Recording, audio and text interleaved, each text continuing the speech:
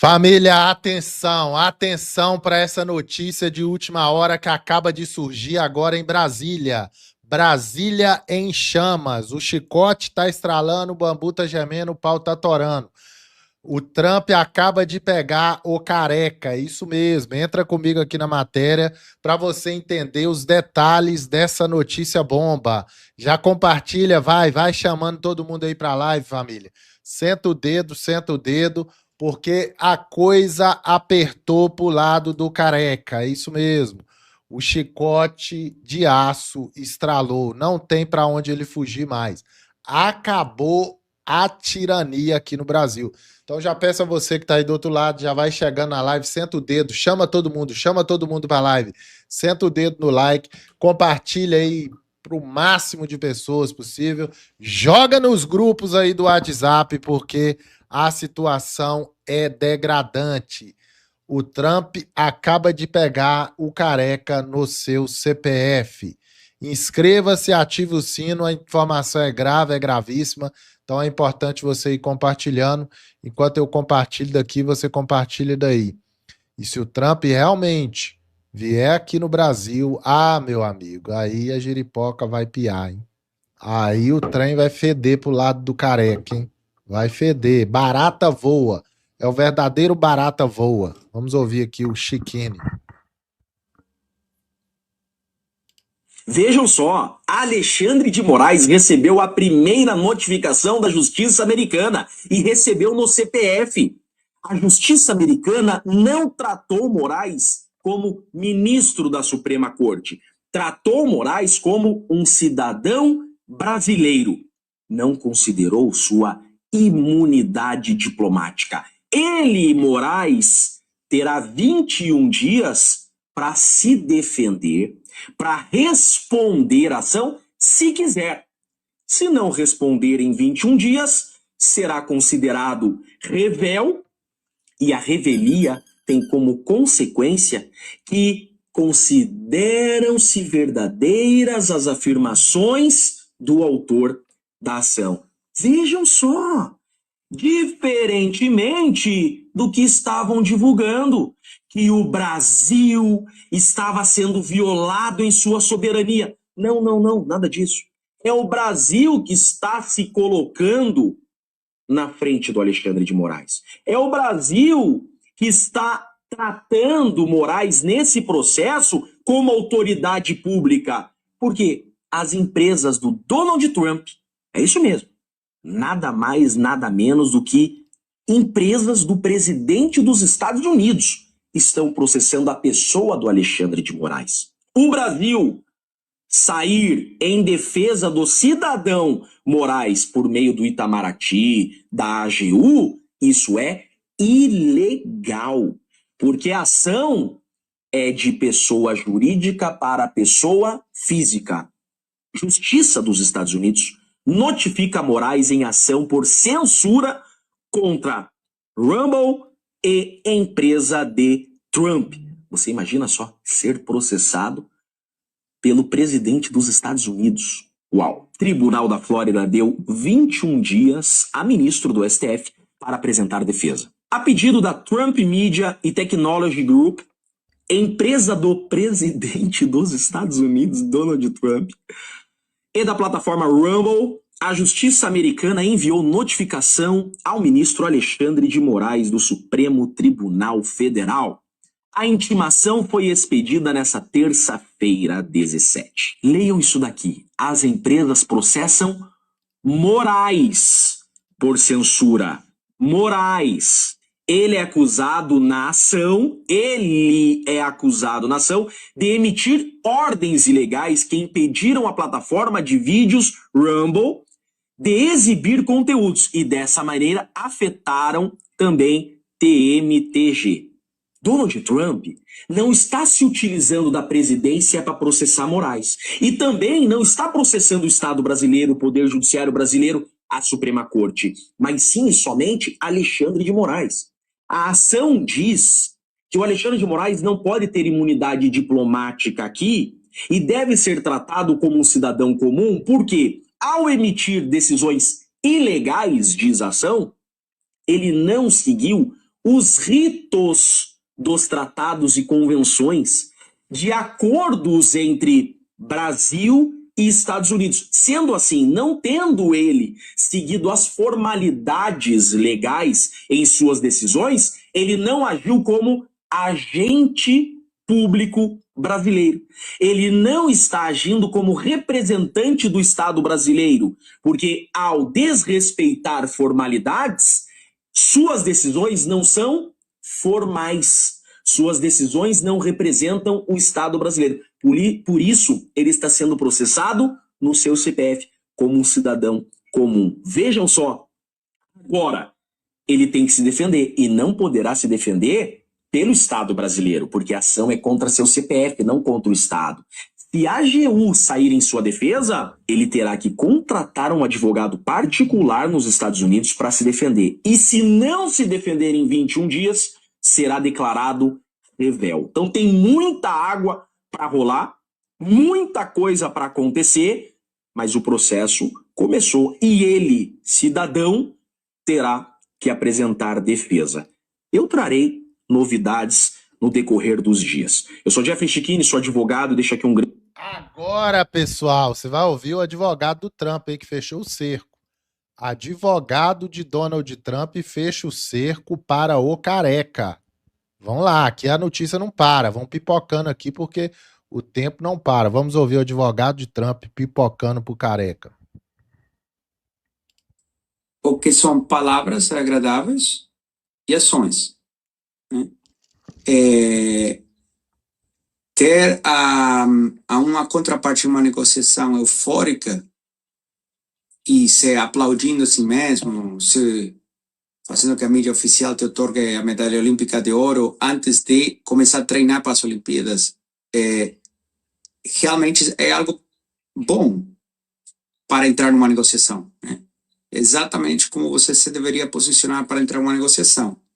Agora, é certo que as medidas que os Estados Unidos tomou foram tomadas para puxar um comportamento, uma mudança de comportamento, uma correção dos abusos no Brasil.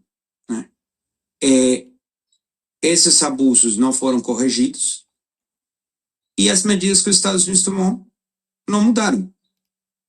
Ao dia de hoje não registra nenhum ponto politicamente nos Estados Unidos 50% de tarifas contra o Brasil. Né? Não tem um custo político isso. Então, hoje, os Estados Unidos podem manter essas tarifas por tempo indefinido, se a negociação não for frutífera. Né? Por outro lado, desde que o presidente Trump anunciou essas tarifas 9 de julho, a sociedade brasileira, e particularmente a mídia, né, institucional, e o governo brasileiro não param de falar das tarifas dos Estados Unidos. Né? Concordamos que é o principal assunto de toda a conversa. Então, eles têm um desespero de ser aceitados, desespero que, por favor, o presidente Trump atenda o telefone, que dê um pouquinho de atenção para eles.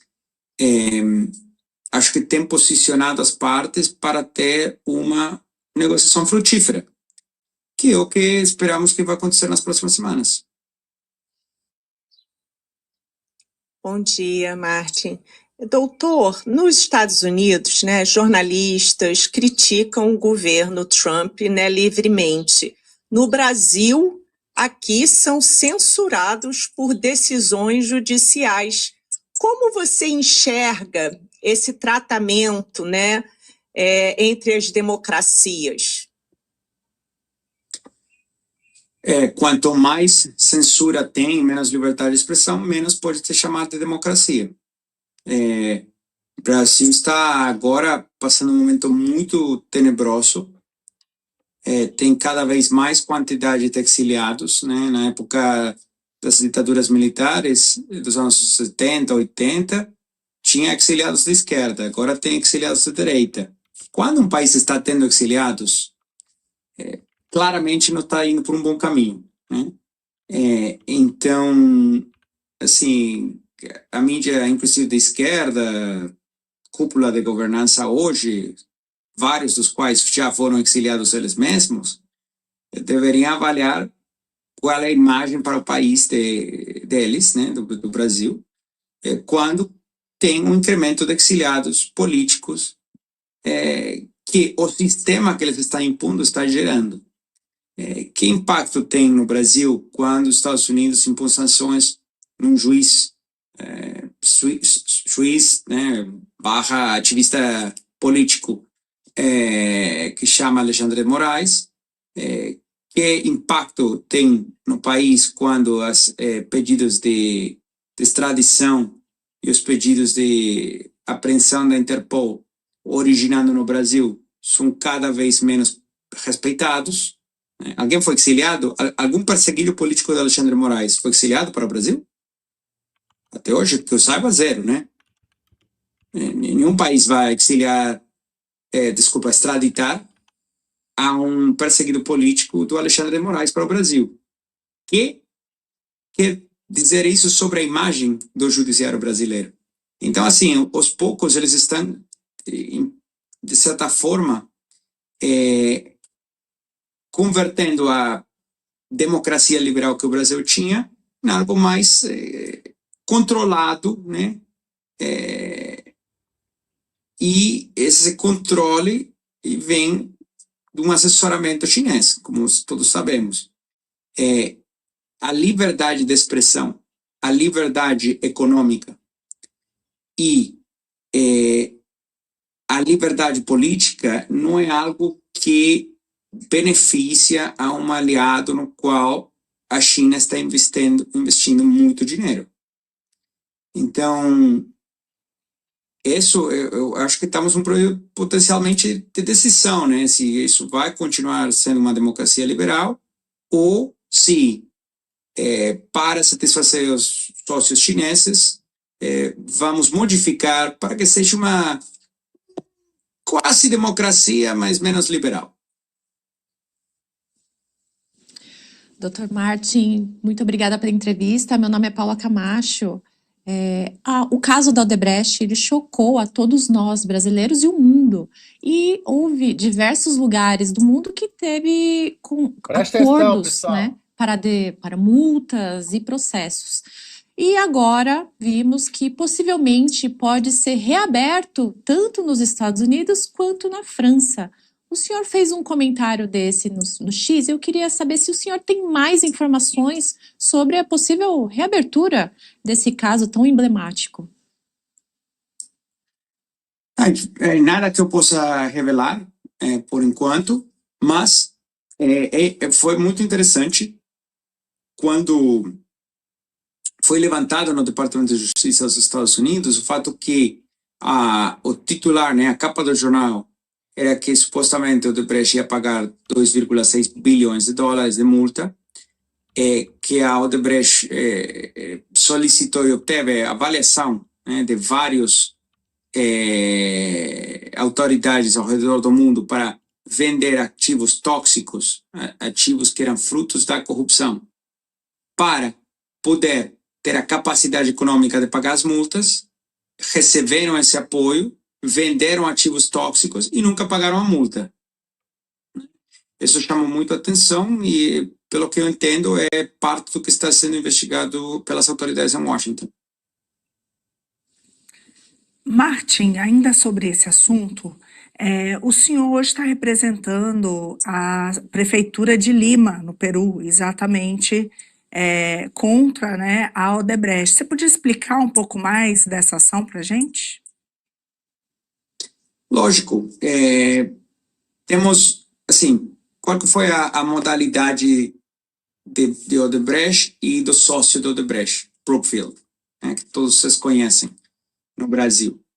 Hoje se chama de canadense, mas eu entendo que Brookfield originalmente começa no Brasil. A modalidade foi exatamente essa, né? Pegaram 2 contratos de concessão municipal, um em Lima, Peru, e outro que foi a Odebrecht Ambiental. E venderam para Brookfield, né? A gente não sabe quais seriam os arranjos econômicos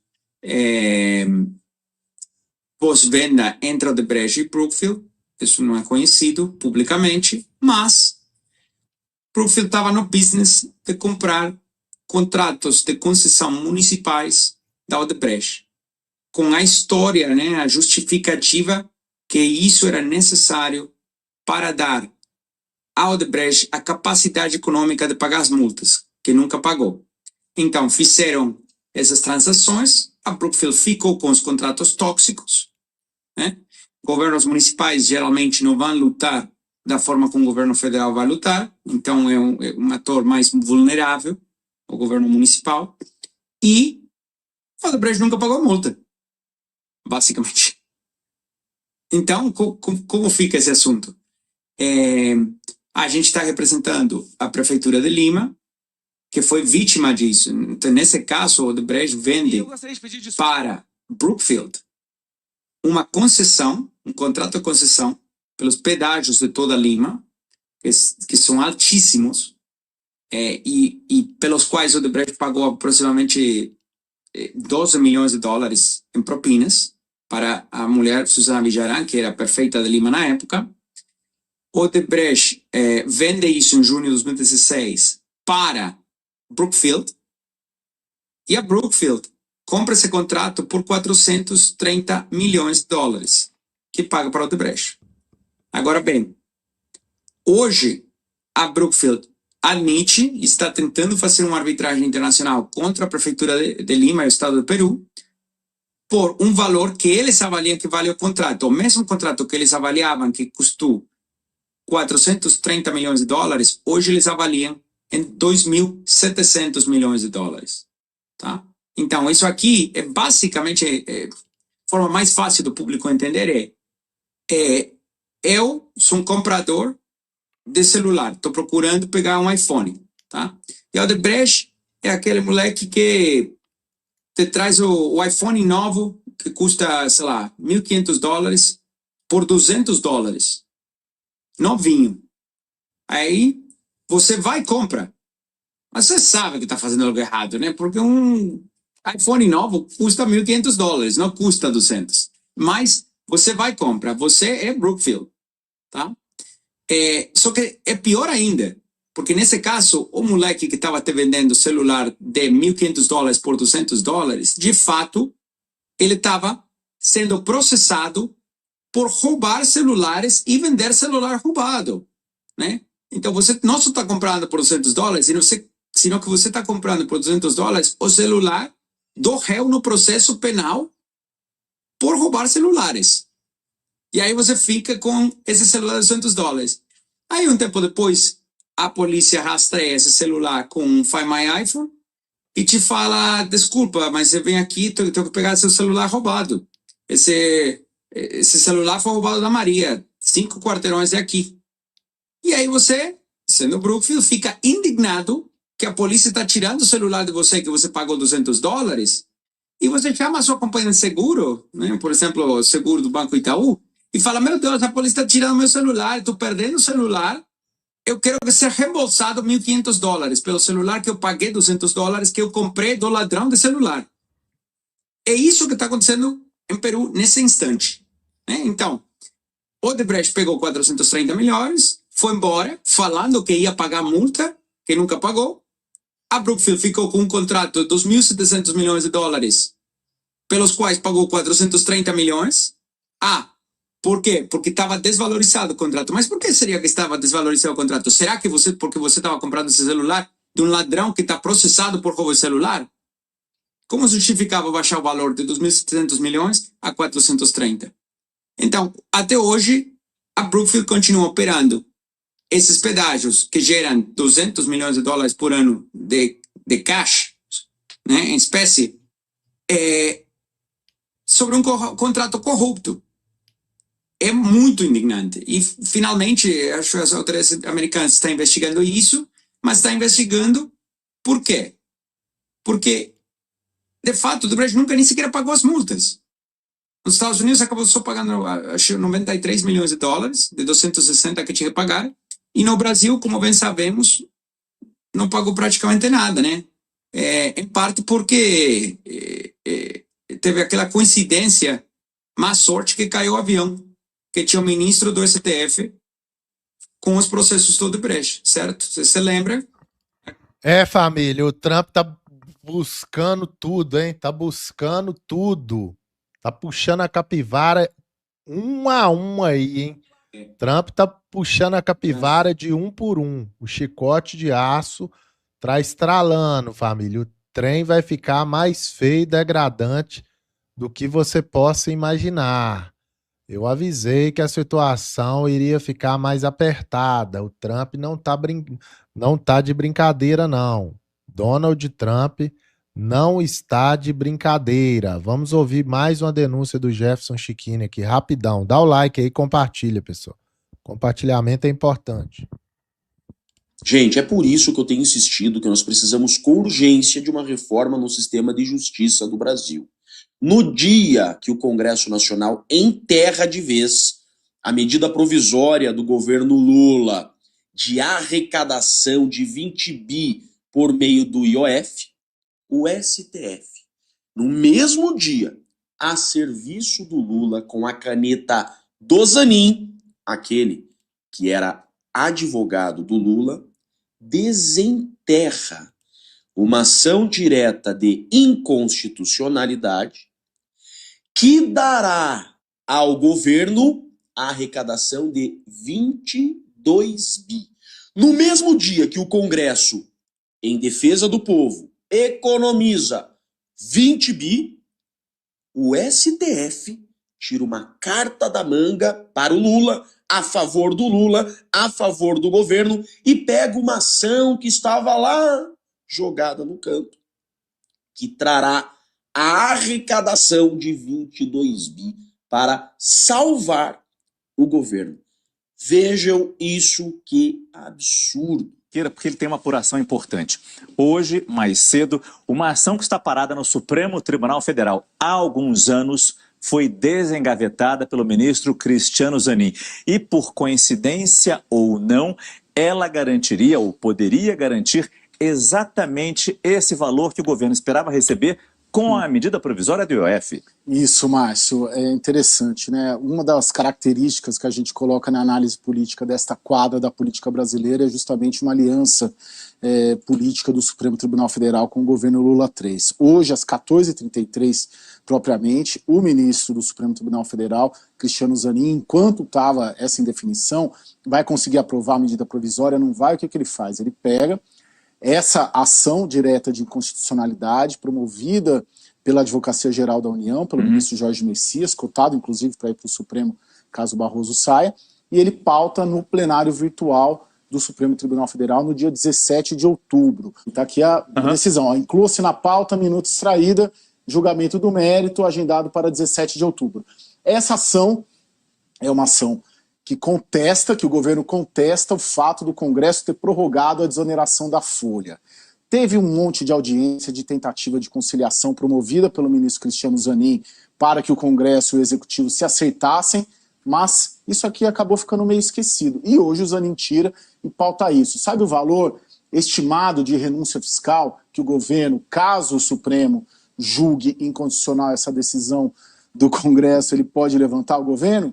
20,2 bilhões de reais. Qual que é o valor do texto original da medida provisória que caiu hoje? 20 bilhões de reais. Então aqui, a Thaís Herédia colocou 3 possibilidades para o governo conseguir recurso.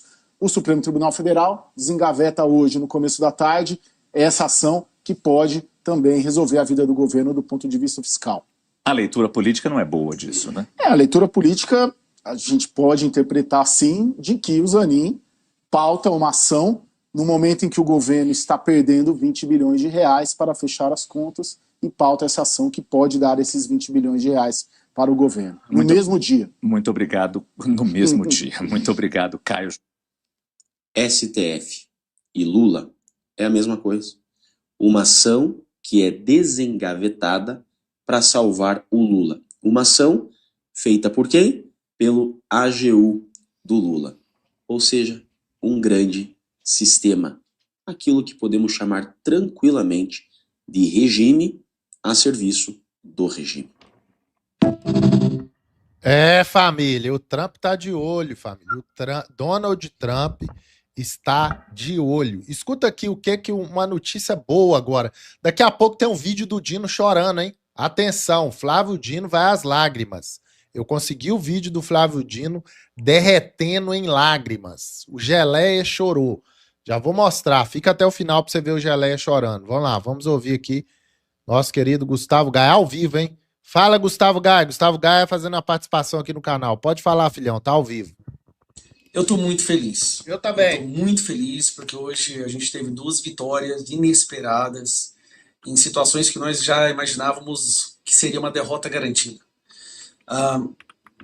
Não sei se vocês sabem, mas há algum tempo tem um senador em Goiás que criou um processo para me caçar e até me prender usando o Alexandre de Moraes, o senador Vanderlan Cardoso, no qual ele saía espalhando para Goiás inteiro que o processo que ele tinha contra mim, e realmente tudo levava a crer que isso ia acontecer, do jeito que o processo estava sendo usado, né? Porque eu chamei ele de vagabundo num vídeo, 1º de fevereiro de 2023, meu primeiro dia como deputado federal aqui nesse gabinete, porque ele votou a favor do Pacheco, e ele foi um senador que eu havia votado nele. Mas resumindo, ele, usando Alexandre de Moraes, o ódio que o Alexandre de Moraes tem pelos deputados da direita, ele ia conseguir que eu fosse cassado. O processo, a ação penal já estava nos trâmites finais, alegações finais, está pronto para acabar, e nós conseguimos hoje, de forma surpreendente, que esse processo fosse suspenso até o final do meu mandato, através da CCJ, naquele mesmo dispositivo que foi usado pelo Ramagem. Foi unânime a votação. Se eu não me engano, só 3 pessoas falaram contra.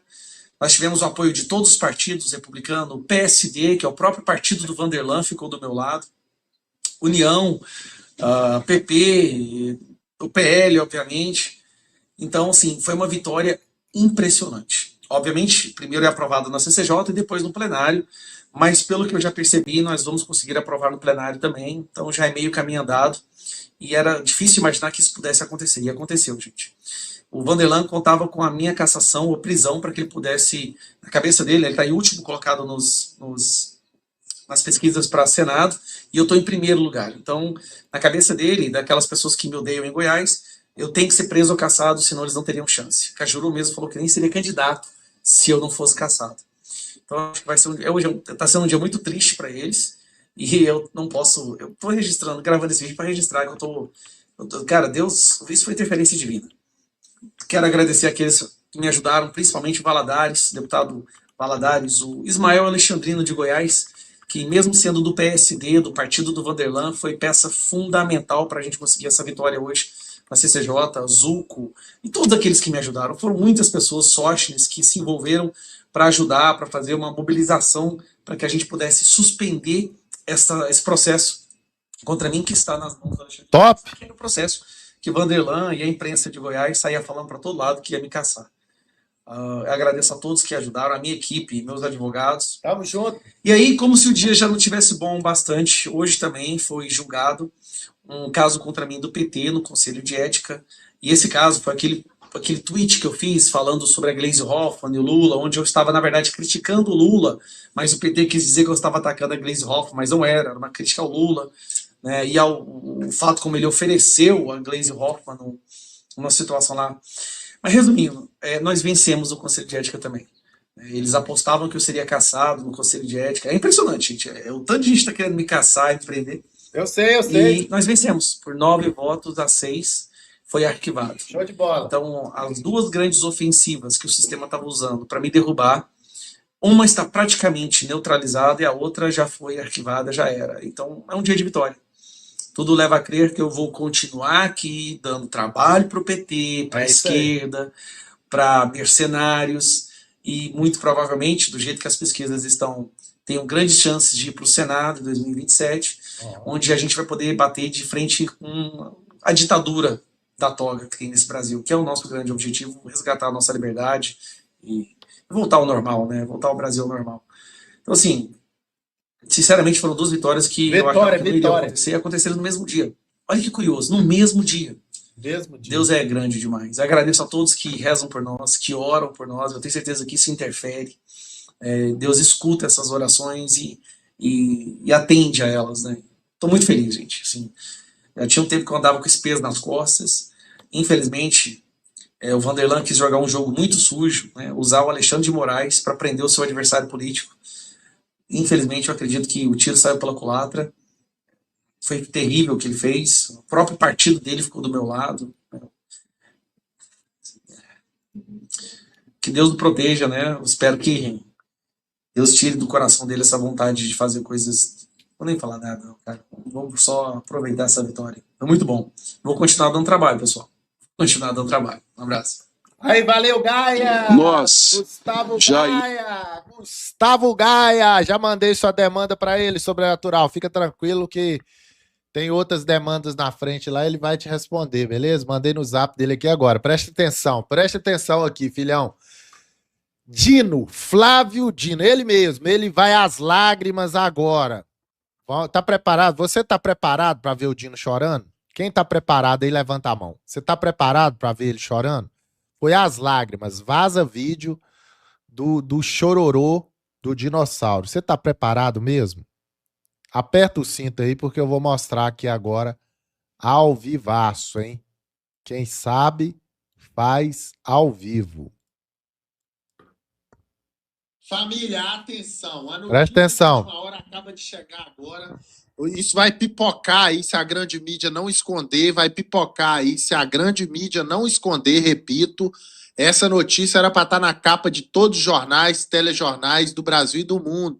É isso mesmo. Vou trazer essa matéria aqui agora, hein, pessoal? Então a gente vai fazer aquele corte aqui sobrenatural, aquele corte topzera, né? Daquele jeitão.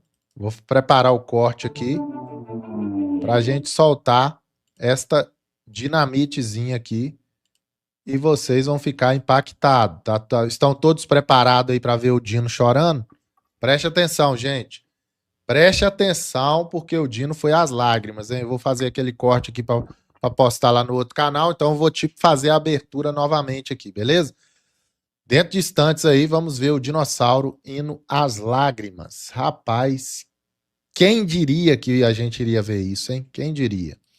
Vamos lá, então? 3, 2, 1, foi, hein? Dinossauro chorando. O homem chorou, viu? Pra quem fala que o homem não chora aí, ó, vaza vídeo. Vamos lá.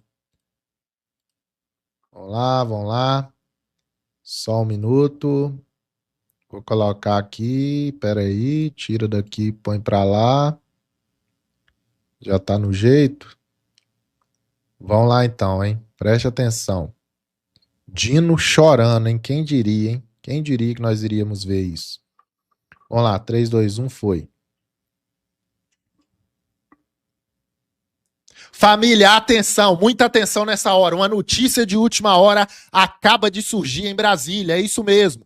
Vaza vídeo dele, o tão temido, o único ministro que se intitula comunista na Suprema Corte do Brasil. Ele mesmo, Flávio Dino, o homem vai às lágrimas nesse vídeo vazado, ele arrepende do que tem feito, com medo da lei Magnitsky, que já tá pegando aí, tá virando uma bola de neve, e vai aos plantos com sua voz embargada. Ele também foi pego aí, família. Os Estados Unidos já está em poder das imagens. Lembra aquelas imagens que sumiu, as imagens lá do 8 de janeiro, que desapareceu? O Trump já está com poder nas mãos com essas imagens. Então essa notícia de última hora acaba de surgir, ela dá conta de que o Flávio Dino foi pego de uma vez por todas e agora ele chora, arrepende e há quem diga até que apoia a anistia.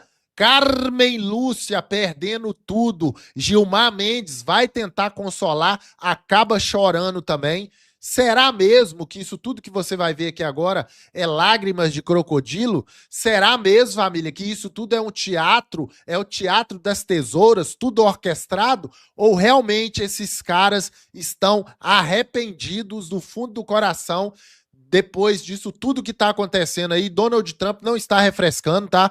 Não adianta, Trump não está refrescando, ele está pesando a mão, vai pesar muito mais agora com Marco Rubio. A ligação aí que o Barbudo deu já não resolveu de nada, só piorou a situação.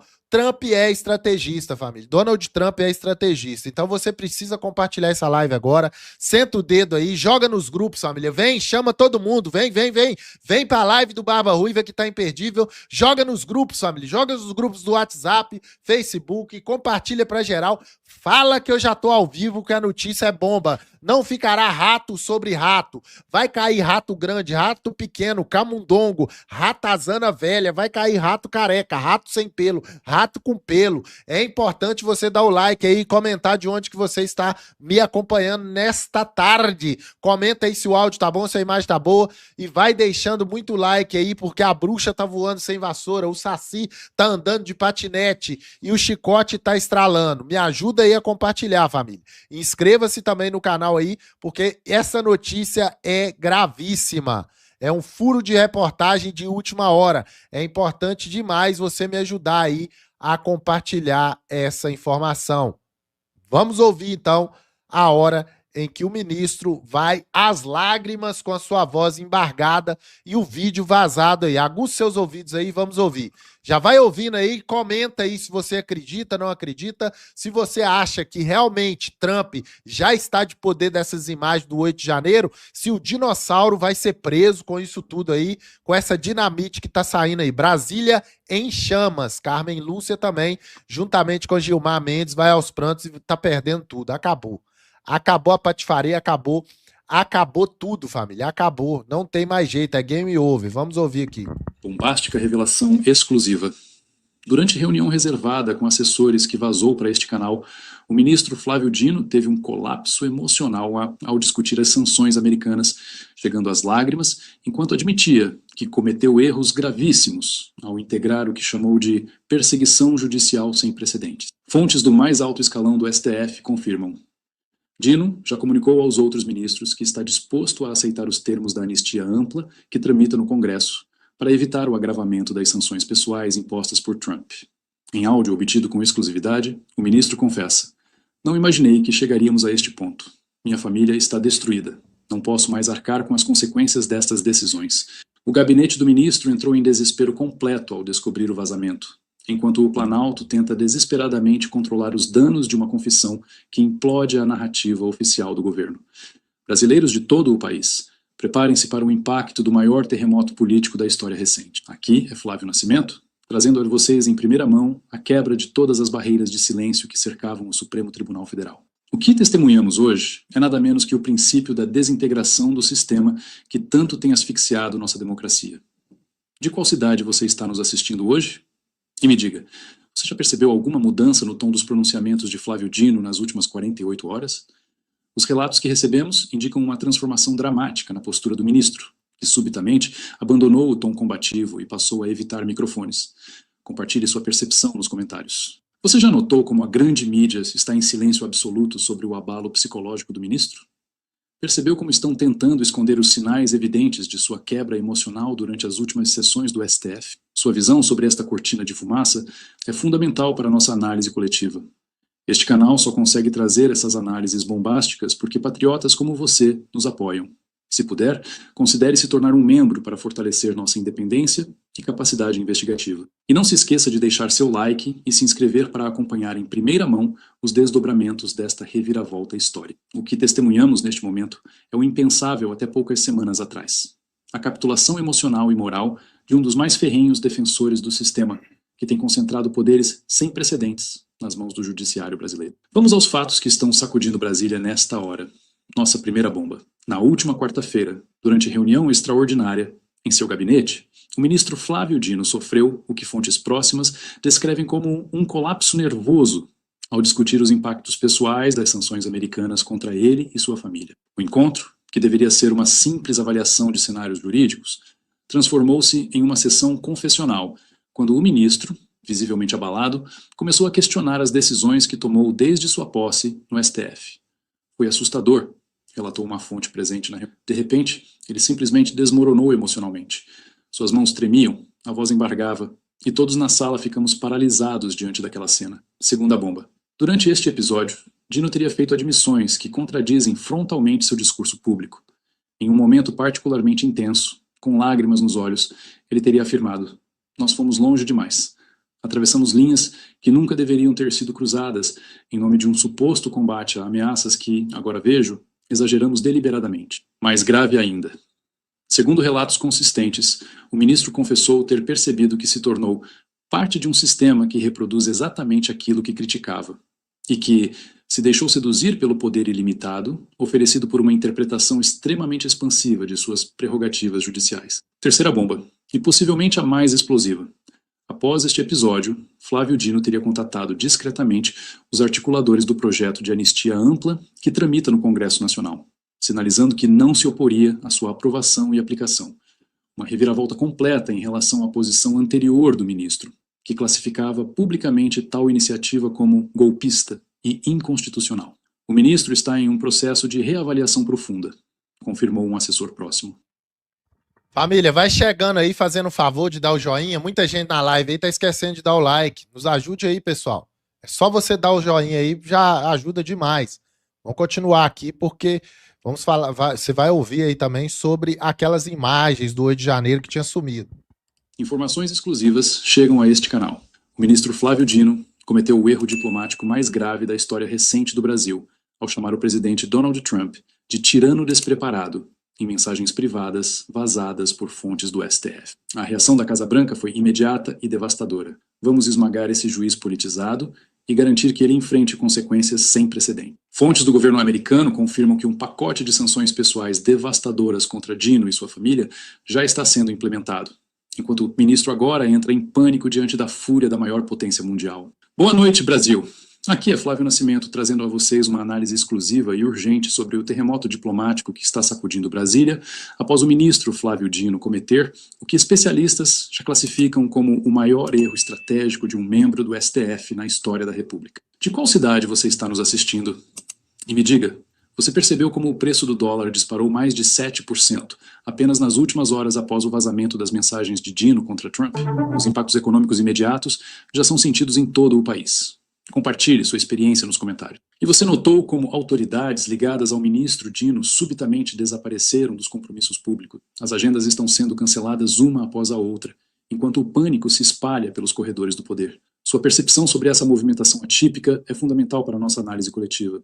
Este canal só consegue trazer essas análises aprofundadas porque patriotas como você nos apoiam. Se puder, considere se tornar um membro para fortalecer nossa independência e capacidade investigativa.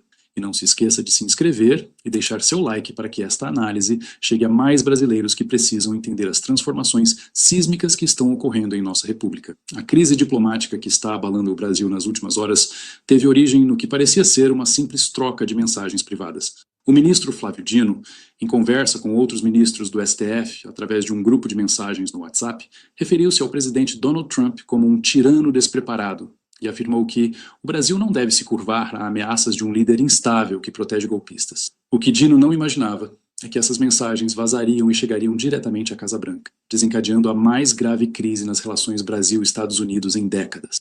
Segundo fontes com acesso direto ao Salão Oval, Trump foi informado sobre as mensagens durante seu briefing matinal de segurança nacional.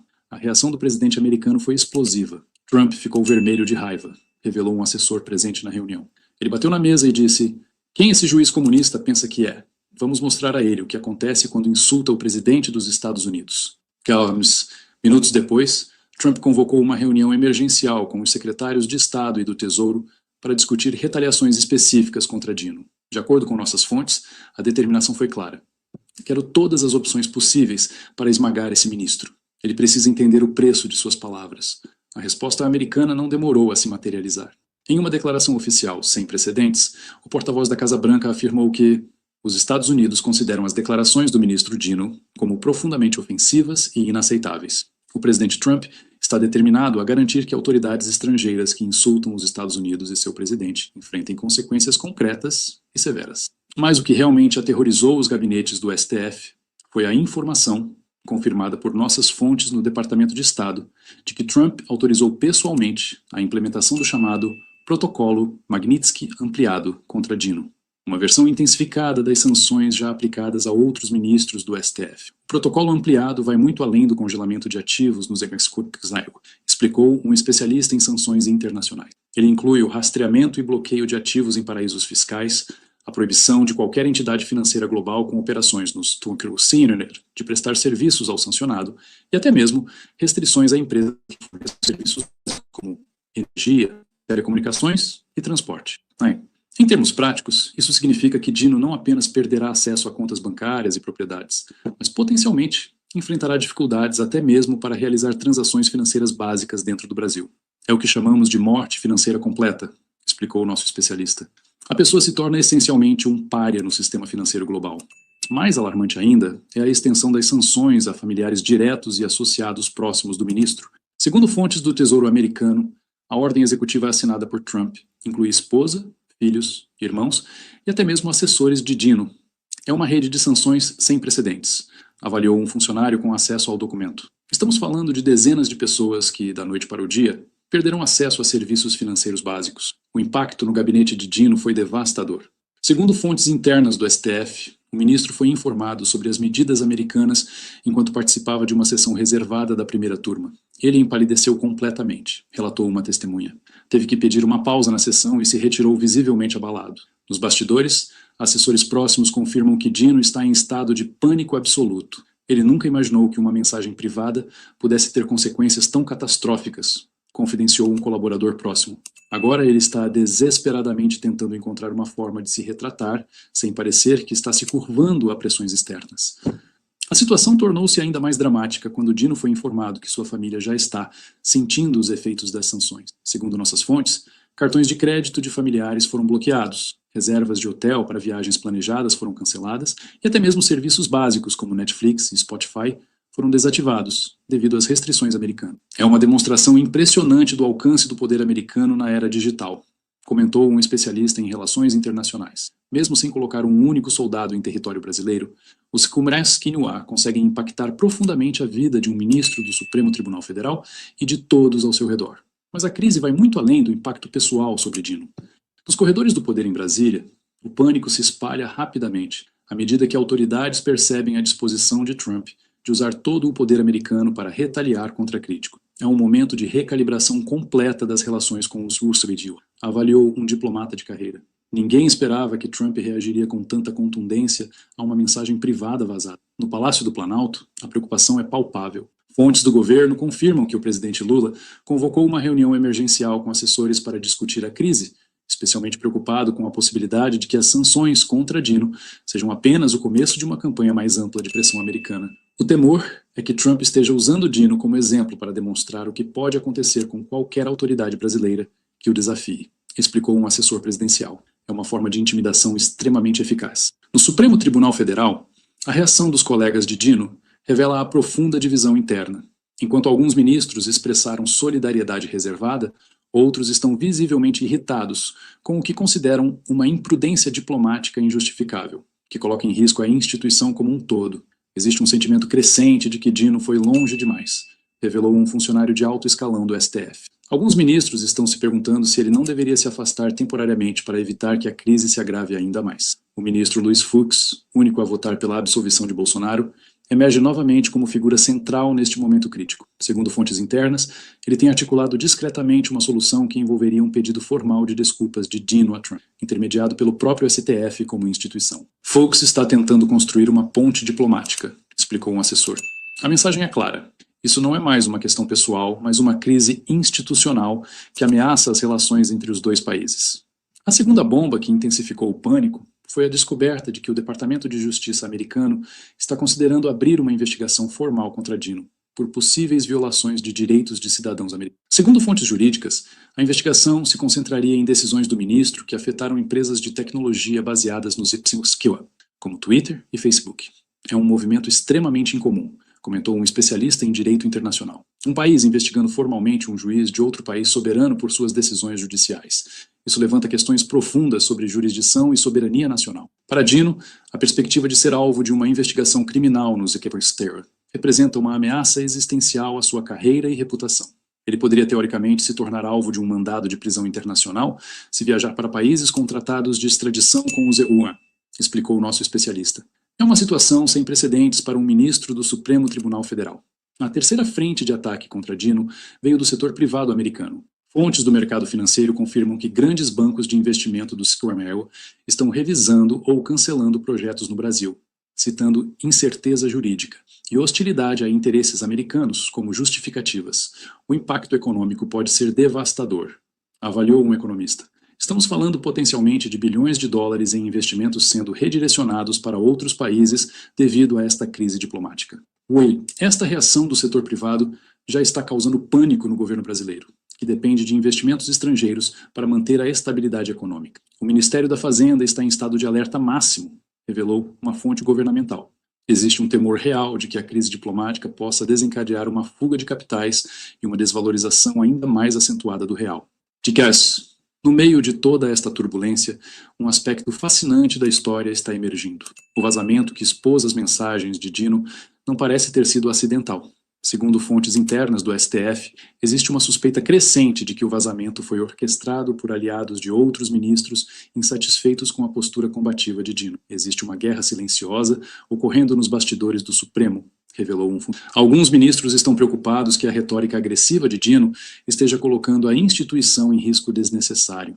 Esta teoria ganhou força quando descobrimos que, horas antes do vazamento, houve uma reunião reservada entre assessores de pelo menos 2 ministros do STF que têm adotado uma postura mais cautelosa em relação aos Ebueros. Não acreditamos em coincidências neste nível, comentou nossa fonte. A quarta bomba que abalou Dino foi a informação de que o presidente Trump autorizou a revogação dos vistos de todos os juízes estaduais e federais do Maranhão, estado onde Dino construiu sua carreira política antes de chegar ao STF. É uma forma de pressão indireta que atinge profundamente a rede de aliados e apoiadores do ministro. É uma mensagem clara, explicou um analista político. Trump está dizendo: posso atingir não apenas você, mas todos associados a você. É uma demonstração impressionante de poder e determinação. Para Dino, que mantém fortes laços políticos com seu estado natal, esta medida representa um golpe particularmente doloroso. Ele construiu sua base de apoio no Maranhão, observou um cientista político. Ver seus aliados sendo penalizados por sua causa é possivelmente mais doloroso do que enfrentar sanções pessoais. Enquanto isso, em Washington, fontes próximas à Casa Branca confirmam que Trump está pessoalmente envolvido no caso, solicitando atualizações várias vezes ao dia sobre os efeitos das sanções contra Dino. O presidente vê isso como uma questão de princípio, revelou um assessor. Ele está determinado a demonstrar que insultos ao presidente dos Estados Unidos têm consequências sérias, não importa de onde venham. A dimensão pessoal desta crise é particularmente intrigante. Segundo pessoas próximas a Trump, o presidente americano desenvolveu uma antipatia específica por Dino após assistir a vídeos de seus pronunciamentos durante o julgamento de Bolsonaro. Trump o descreveu como arrogante e ideologicamente cego, contou uma fonte presente em uma dessas conversas. Para o Brasil, as implicações desta crise vão muito além do destino pessoal de Dino. Está em jogo a própria capacidade do judiciário brasileiro de tomar decisões independentes sem temer retaliações de potências estrangeiras. É um momento de definição para a soberania nacional, avaliou um constitucionalista. A questão fundamental é: até que ponto nossas instituições podem resistir a pressões externas? O dilema agora enfrentado por Dino é particularmente angustiante. Retratar-se publicamente e salvar sua família dos efeitos devastadores das sanções, ou manter sua posição e arriscar consequências ainda mais severas. É uma escolha impossível, comentou um amigo próximo do ministro. Qualquer decisão terá custos pessoais e institucionais enormes. Nos próximos dias, espera-se que Dino faça algum tipo de pronunciamento público sobre a crise.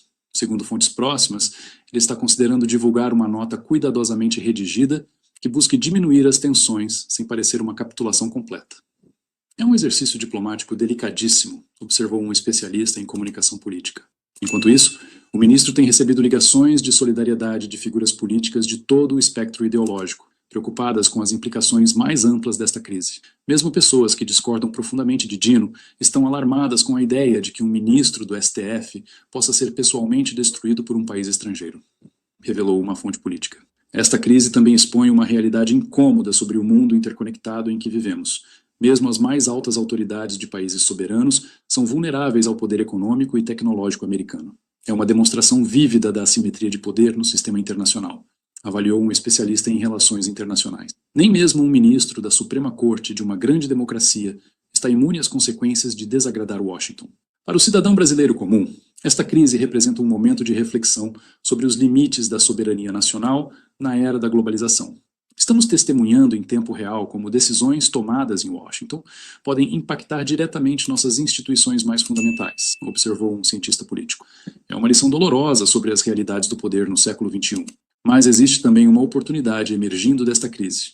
a chance de repensar como nossas instituições interagem com potências estrangeiras e como podemos preservar nossa independência judicial sem provocar confrontos desnecessários. Esta pode ser uma oportunidade para um diálogo mais maduro sobre os limites apropriados da atuação judicial em questões com implicações diplomáticas, sugeriu um jurista respeitado. Os próximos dias serão decisivos neste drama sem precedentes. A forma como Dino responderá à pressão americana, como seus colegas no STF reagirão e como o governo brasileiro administrará a crise, definirá não apenas o destino pessoal do ministro, mas potencialmente o futuro das relações Brasil-EUA e o grau de independência de nossas instituições. Uma coisa é certa, o ministro Flávio Dino jamais imaginaria que algumas palavras em um grupo privado de WhatsApp poderiam desencadear uma crise diplomática desta magnitude e colocar em risco não apenas sua carreira, mas a estabilidade de sua família e a reputação internacional do Brasil. Como disse um veterano diplomata brasileiro, no mundo hiperconectado de hoje, não existem mais conversas verdadeiramente privadas para figuras públicas. Cada palavra pode ser vazada,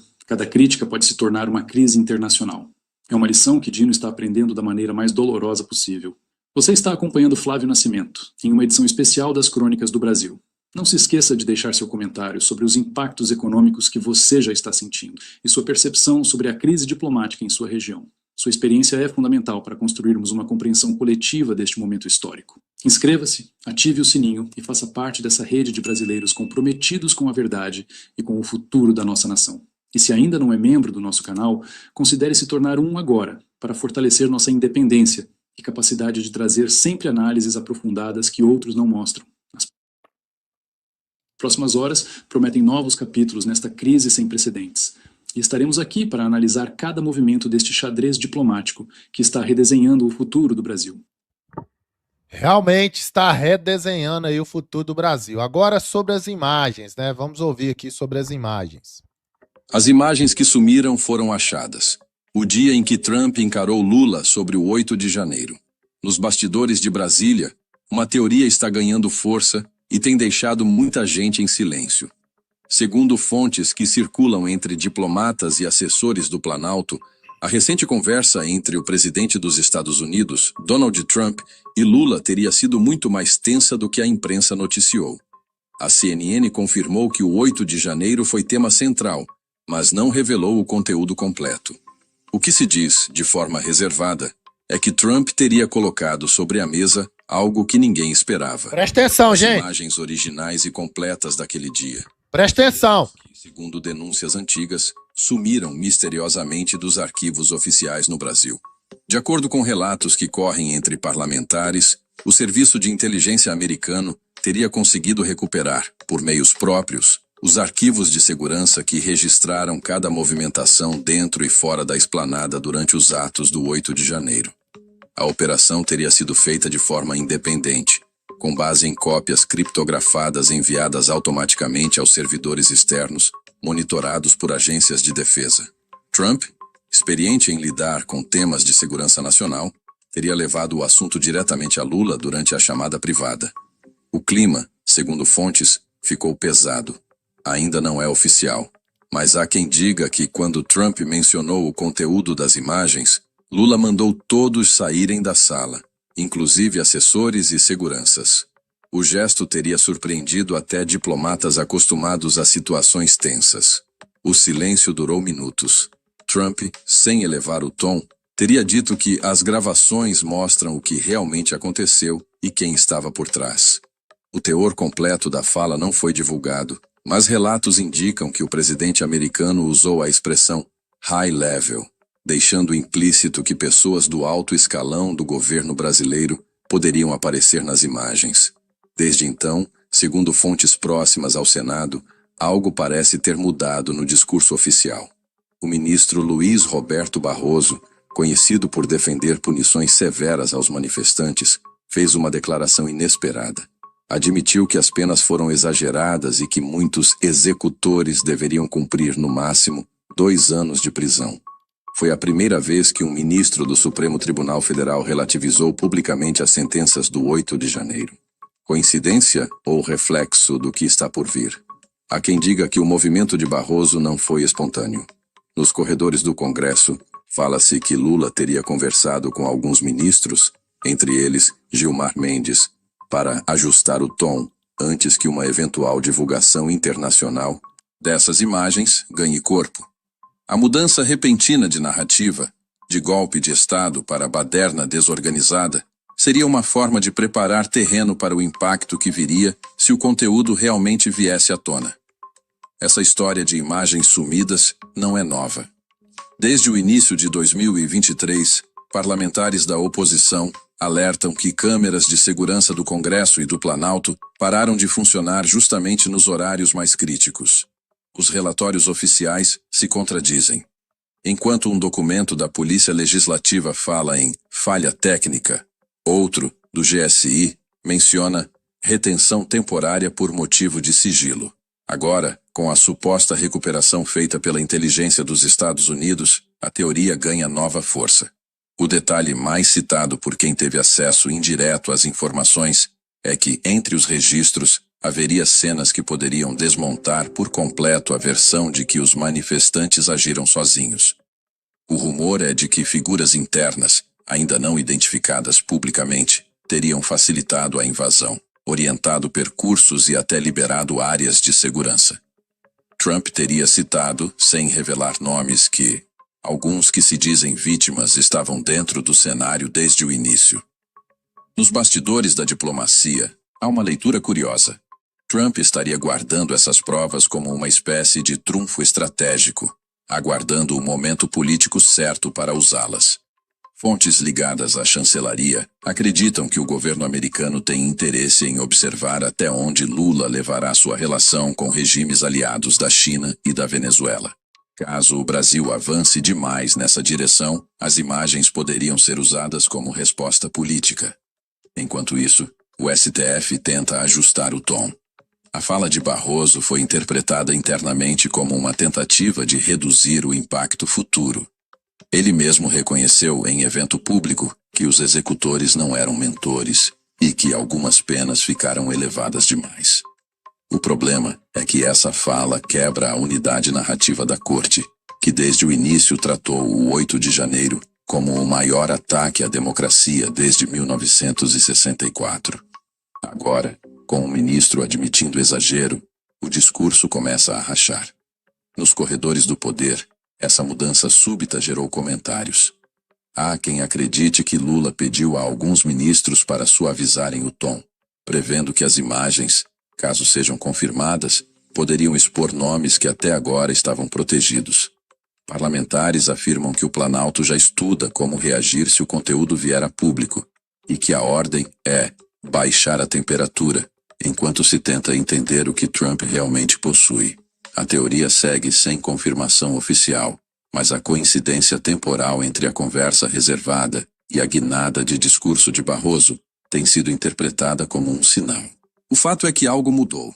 Nos bastidores, comenta-se que o próprio Lula teria passado mal após a ligação e que reuniões marcadas para aquela tarde foram canceladas sem explicação. Enquanto isso, o silêncio da imprensa chama a atenção. Nenhum grande veículo se aprofundou na informação de que os Estados Unidos teriam recuperado as gravações perdidas do 8 de janeiro. Mas nos bastidores de Brasília, a história ecoa como uma bomba relógio prestes a explodir. Se o conteúdo das imagens for revelado, pode haver uma reviravolta completa na narrativa construída desde o início. E é por isso que, segundo fontes, ministros e aliados do Planalto estariam tentando se antecipar, mudando o discurso antes que o público veja o que realmente aconteceu. Ainda não há provas oficiais, mas o rumor é forte. Trump teria em mãos o material que pode desmontar a maior encenação política da história recente do Brasil. Por enquanto, ninguém confirma, ninguém nega. Mas o que se diz nos bastidores é claro. A conversa entre Trump e Lula não terminou bem, e desde aquele dia, o tabuleiro político em Brasília nunca mais foi o mesmo. Notícia 2. Alcolumbre sela aliança com Lula e o STF. O discurso recente de Davi Alcolumbre acendeu o alerta máximo no Congresso. O senador, outrora discreto, agora ecoa a retórica petista e ataca abertamente a direita. Durante sua fala, defendeu debates de importância real, expressão que, segundo analistas, disfarça uma tentativa de deslegitimar as pautas conservadoras. Nos bastidores, Fontes do Senado confirmam que Alcolumbre tem se reunido frequentemente com Renan Calheiros e Randolph Rodrigues, arquitetando uma linha direta de proteção mútua entre o Senado, o STF e o Planalto. Essa união forma o que alguns chamam de Trindade do Poder, uma engrenagem institucional que opera em silêncio, blindando Lula e Moraes de qualquer risco político. O pacto silencioso entre as cúpulas já preocupa até setores moderados da política que enxergam um avanço coordenado sobre a liberdade parlamentar. A direita observa com atenção. A máquina petista está mais articulada do que nunca. E Davi Alcolumbre, antes considerado um simples negociador, agora é peça central na engrenagem de poder. Notícia 3. Prefeita alemã é esfaqueada após discursos conservadores. O ataque à prefeita Iris Stausia chocou o cenário político europeu. Segundo as primeiras investigações, a líder municipal teria sido esfaqueada após discursos firmes contra a imigração descontrolada e a imposição de políticas progressistas em sua cidade. O crime, classificado pela imprensa como isolado, já levanta suspeitas de perseguição ideológica. Fontes na Alemanha apontam que Iris vinha sofrendo ameaças desde o início de sua gestão por confrontar o establishment europeu. O caso é um retrato fiel do novo autoritarismo disfarçado de tolerância. Quando uma mulher defende soberania e valores tradicionais, se torna inimiga do sistema. A prefeita lutava para conter o avanço de ONGs financiadas por fundações globais e agora luta pela vida em estado crítico.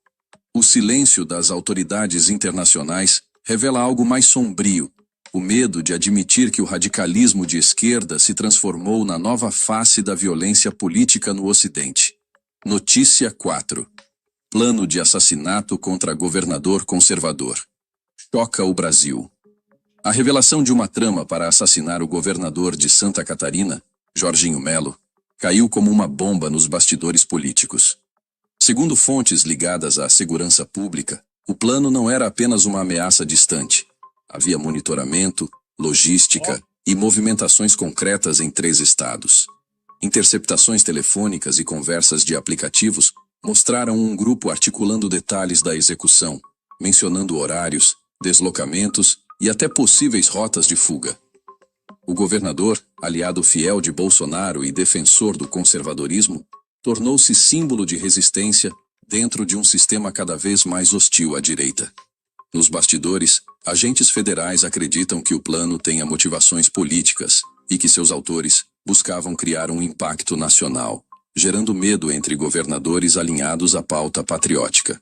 O caso lembra episódios sombrios da história recente, onde adversários do sistema foram neutralizados por meios obscuros. O atentado frustrado levanta a pergunta: até onde vai a guerra ideológica em curso no Brasil? Jorginho Melo vinha sendo alvo de ataques orquestrados nas redes, campanhas de difamação e dossiês falsos. Agora, com a descoberta da conspiração, o alerta de segurança foi ampliado. Relatórios internos indicam que o governador teria sido monitorado por semanas antes da operação policial interceptar o grupo. A direita reage indignada e vê no caso a prova de que o discurso de ódio conservador era apenas uma cortina de fumaça para justificar perseguições. Santa Catarina, reduto firme do patriotismo, se torna símbolo de resistência. Como Bolsonaro e Trump, Jorginho representa o que o sistema mais teme: um líder popular, autêntico e blindado pelos valores cristãos e nacionais. O episódio mostra que a guerra política já ultrapassou o campo das ideias e entrou em território perigoso, onde a palavra oposição virou sinônimo de risco de vida. Notícia 5. Polícia Militar age com firmeza contra a manifestação pró-Palestina em Brasília. A tarde em Brasília virou palco de confronto e tensão.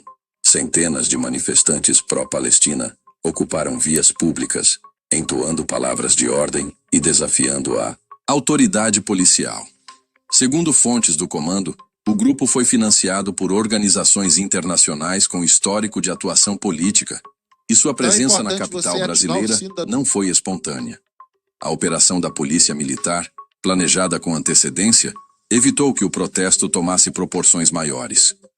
Imagens divulgadas nas redes mostraram o momento em que a tropa de choque avançou, dispersando os militantes que tentavam bloquear o trânsito próximo ao Congresso Nacional.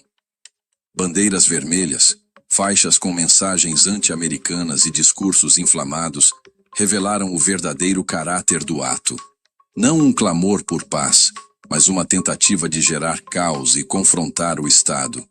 A grande mídia, previsivelmente, omitiu o envolvimento de movimentos de esquerda. Nos bastidores, oficiais afirmam que a mobilização foi coordenada por militantes ligados a partidos progressistas, utilizando a causa palestina como fachada. A estratégia segue um roteiro conhecido: explorar pautas internacionais para desestabilizar governos e testar os limites das forças de segurança. Enquanto a oposição tenta pintar o episódio como abuso de poder, a sociedade patriota enxerga de outra forma. A ação da PM representou o resgate da autoridade e o recado de que o Brasil não será palco de badernas ideológicas. O apoio popular foi imediato. Milhares de comentários nas redes exaltaram os policiais que agiram com firmeza e dentro da lei. O episódio marca uma virada simbólica, a volta da ordem, do respeito e do dever cumprido, mesmo sob o silêncio cúmplice de uma imprensa que prefere defender vândalos travestidos de ativistas. Notícia 6. Lula planeja troca de minerais por apoio de Trump, presidente dos Estados Unidos. Nos corredores do Itamaraty, circula um documento confidencial que expõe um plano arriscado do governo Lula.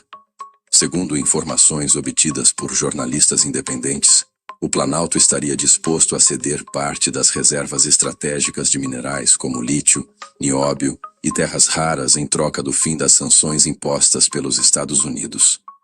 A proposta teria sido elaborada com urgência após reuniões internas que reconheceram o colapso das parcerias econômicas com China e Rússia. Fontes próximas à diplomacia afirmam que Lula vê em Trump, presidente dos Estados Unidos, a última esperança de manter o Brasil em posição favorável no comércio global. Agora, família, olha rapidinho aqui para vocês verem o Barroso chorando. Veja isso aqui, ó. O ministro Luiz Roberto Barroso, que está em rota de aposentadoria da Suprema Corte, participou hoje do primeiro seminário Judiciário e Sociedade. No evento, o autor do Perdeu Mané concordou que as penas para os presos do 8 de janeiro foram elevadas. Eu concordo que algumas penas, sobretudo dos executores que não eram mentores, ficaram elevadas. Eu mesmo, pessoalmente, apliquei penas menores e, desde o começo, me manifestei antes do julgamento do ex-presidente, mas já tinha me manifestado, que considerava bastante razoável a redução das penas para não deixar acumular golpe de Estado e abolição violenta do Estado de Direito, que eu não acumulei e acho que era a melhor solução e faria com que essas pessoas todas saíssem com 2 anos e pouco, que eu acho que estava de bom tamanho. Mas seja como for, a gente não podia deixar de julgar. Mudou. Olha, Fabi, é completamente inacreditável. Ele ainda emenda com, mas seja como for, nós não poderíamos deixar de julgar. O próprio Fux, durante o voto dele, também faz essa questão aí da diferenciação, né, que foi um debate também, que tem mais de 2 anos esse debate aí, golpe de Estado e o Estado Democrático de Direito é a mesma coisa, isso não pode acontecer. Você não pode ter ali essas duas tipificações que no final dão na mesma coisa e, portanto, ser julgado por isso, não faz sentido. É como julgar por homicídio e por assassinato ao mesmo tempo, não faz o menor sentido. Mas ele ainda tenta amenizar a coisa toda, mitigar a coisa toda, dizendo, não, mas eu mesmo reconheci algumas penas, eu dei uma diminuída ali nos anos. Lógico que ele poderia deixar de julgar, ele deveria deixar de julgar, ele deveria ser uma voz eloquente, porque era o presidente da corte, para remeter esses processos para a primeira instância das pessoas comuns, né? Então, desculpa, a gente acabou de falar que os canalhas também envelhecem, e essa frase se estende aqui também, porque não adianta fazer essa conversa de dizer, não, eu também considerei, eu não apertei a caneta, né, eu não fui ruim, foi sim, foi bem ruim. As preliminares, você citou o Fux, mas o Fux acolheu todas as preliminares alegadas pelas defesas. E uma delas, que é muito importante, em relação de que realmente eles não poderiam ter julgado, que isso deveria ser remetido ao juiz natural, que é a primeira instância, porque toda pessoa, para cumprir os pactos que o Brasil é signatário, todos eles, é preciso que a gente entenda isso, que pessoas, principalmente pessoas comuns, todos nós devemos ter o direito, mas pessoas comuns mais ainda, de ter duplo grau de jurisdição. Essas pessoas foram condenadas por uma primeira turma, por 5 ministros, e não tem como recorrer, não existe recurso, na prática não existe recurso. Então, essa frase dele, junto, né, tentando fazer uma meia-culpa que não é verídica em relação, nós tínhamos que julgar, isso ele está mentindo, não deveria, e também em relação aí a não apertar as penas, eu particularmente achei que não eram 2 crimes, e nem isso seria suficiente. O ministro Barroso sabe, ele é sabedor, ele não é que ele finge, como faz o Moraes, como faz até o próprio Gilmar nas defesas que ele faz fora dos autos, mas ele faz, como fez, por exemplo, o Dino, né, que fez um Ctrl-C, Ctrl-V do voto do próprio Moraes, mas ele, na Lava Jato, ele enalteceu isso que a gente está falando. Então é muita cara de pau.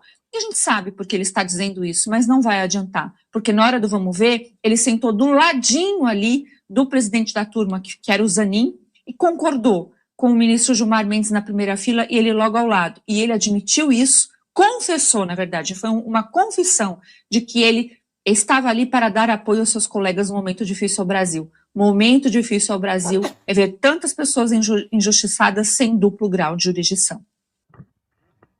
Família, a gente sabe aí que o Perdeu Mané, esse Perdeu Mané aí, a roda girou e já foi parar em cima dele, né?